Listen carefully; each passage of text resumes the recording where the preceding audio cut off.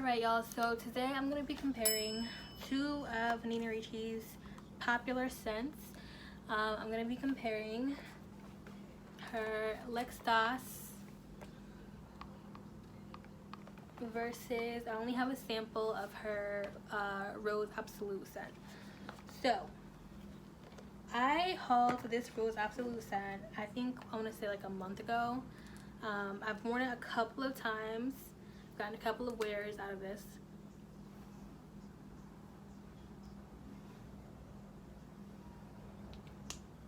So I believe this one came out first, the original L'Extase. Let me take another box for you guys. Nina Ricci's L'Extase came out in 2015, and then her flanker L'Extase Rose Absolute came out in 2017.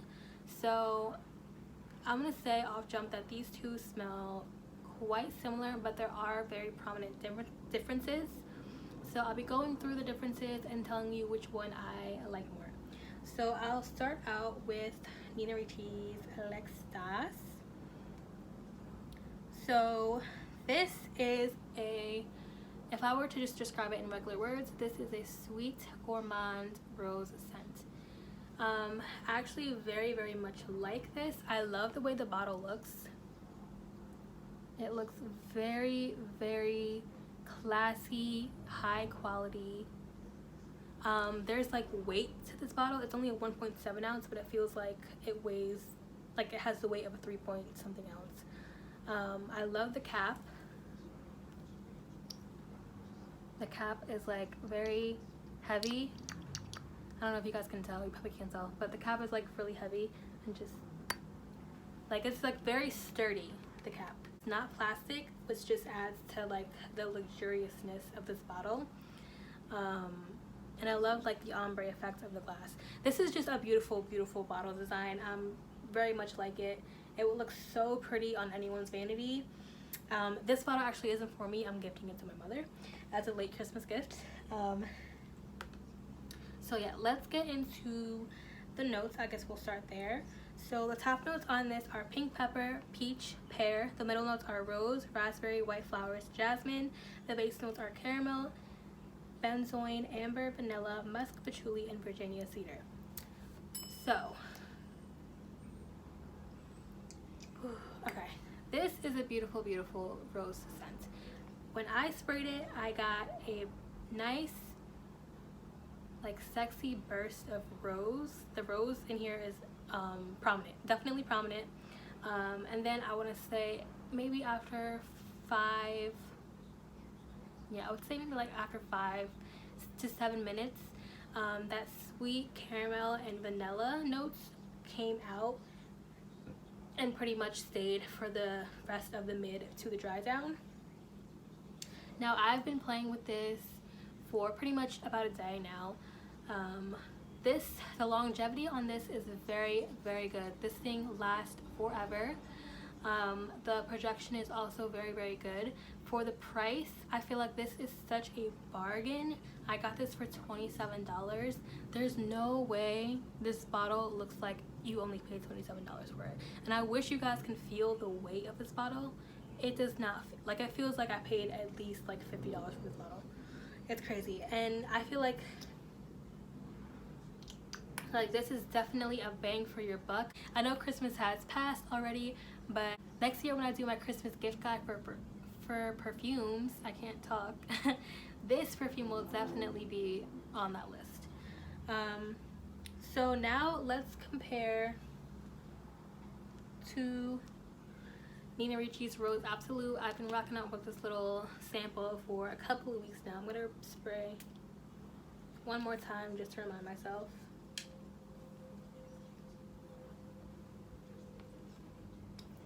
I'm also going to spray L'Extase on my other hand. I sprayed it on before I took a shower, and I can still smell it after I get out of the shower. So.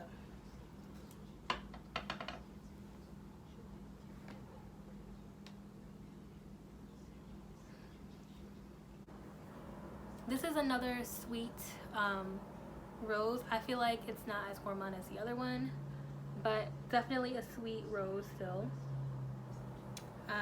I'll read the notes for Rose Absolute. So top notes are pink pepper, black pepper. Middle notes are thyme, rose, atlas cedar. Base notes are benzoin, vanilla, patchouli, and musk.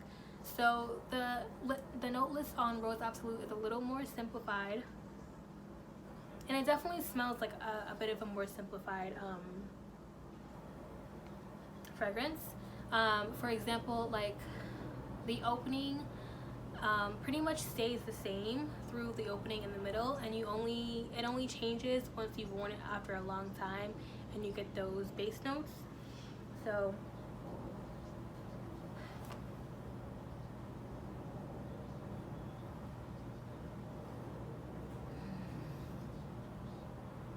okay, so for L'Extase, you get that fresh rose in the opening for, I would say, the first 10 minutes.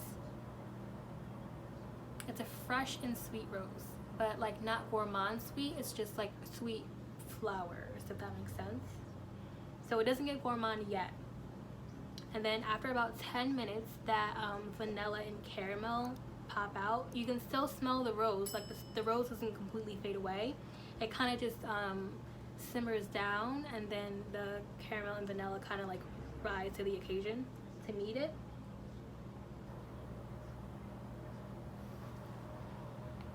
Now, as for Rose Absolute, there's no caramel and there's vanilla, but there's no caramel.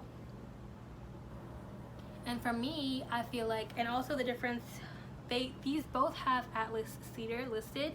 For Rose Absolute, the Atlas Cedar is in the middle, and then for L'Extase, the Atlas Cedar is on the base. So I feel like for Rose Absolute, it's a sweet rose, but it's not a gourmand rose.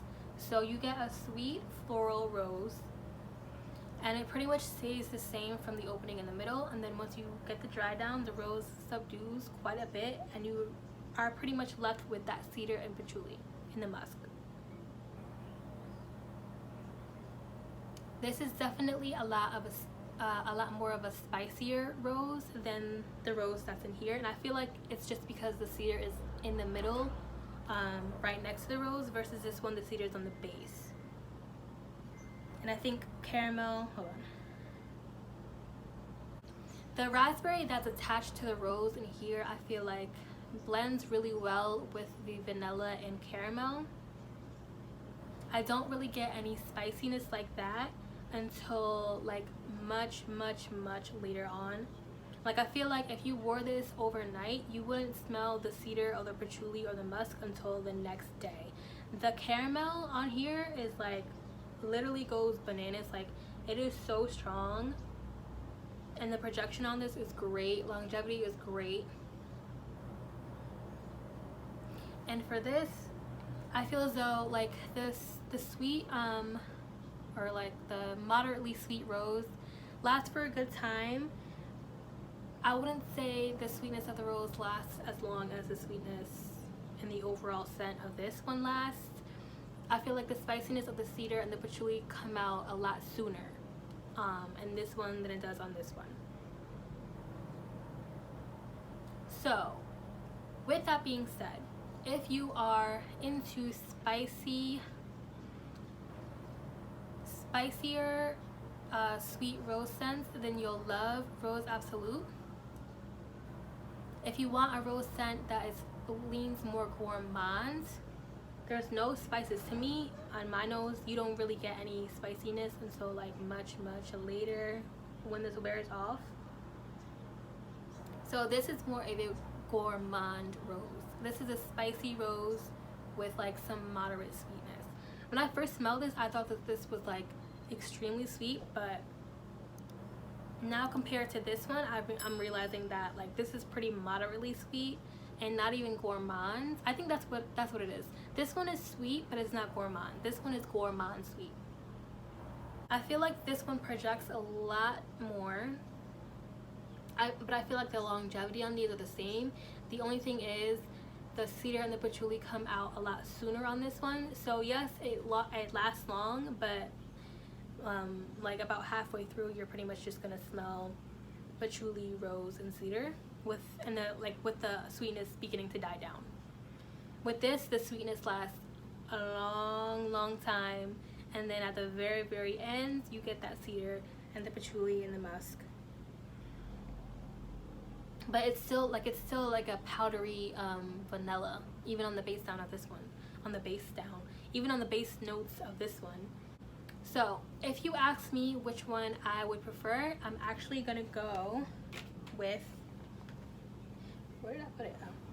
If you were to ask me which one I prefer, I would actually go for the original L'Extase, just because I'm not that big of a fan of patchouli. I feel like I've mentioned this on my channel plenty of times. The Rose Absolute is a much more simpler note list. There's not as much in it. Like this one, the note list is like much larger. Like there's just more notes in this. And I would definitely say that this one smells more complex than the Rose Absolute, which would make sense. The original, what is it? La Nuit Trésor by Lancôme, I would definitely agree. Honestly, if you are debating on whether or not to get, okay, so let me tell you the difference. So this one smells exactly like La Nuit, but a slightly lighter version without any smokiness to it. La Nuit has this incense note, I'm pretty sure. I'm not gonna look up the notes because I don't feel like it, but I feel like from my memory, La Nuit has an incense note or some type of smokiness note to it. This smells exactly like that, minus the incense note, and is a little bit more lightweight. Now, that's not to say that this doesn't project as well, because it does project very well. Maybe not as much as La Nuit, because La Nuit, you can smell that shit across the room. This has good projection. I feel like if you spray a good amount, it could reach across the room. I feel like with La Nuit, you literally spray it once and you smell it for the whole day.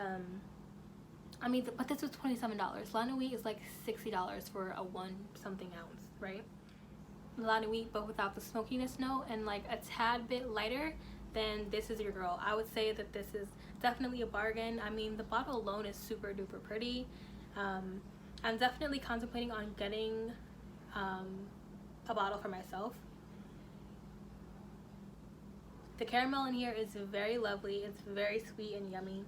He will also compare this to Oud Satin Mood by MFK. I have never smelled Oud Satin Mood, so I can't really compare the two. But this is a sweet, gourmand rose. Definitely, and people describe this as mature. I wouldn't say it's mature. I would definitely say this is grown and sexy. But I don't get like vintage vibes from this at all whatsoever. No. This is definitely grown and sexy. Maybe a little bit on the dry down with that, with the Virginia cedar and the patchouli and musk. But like I said, that doesn't come all the way. That doesn't come until it's like mostly worn off. But for like the majority of the wear of this, I wouldn't describe it as mature. Definitely grown, sexy, nighttime, yes. Yeah. So I'll leave the video there. I don't want to keep going on and on and on. I feel like I said enough about the two. So if this video helped you out, please give it a thumbs up. I have other perfume related videos on my channel. If you enjoyed, subscribe. Do that. Thank you for watching until the end, and I'll see you in my next one.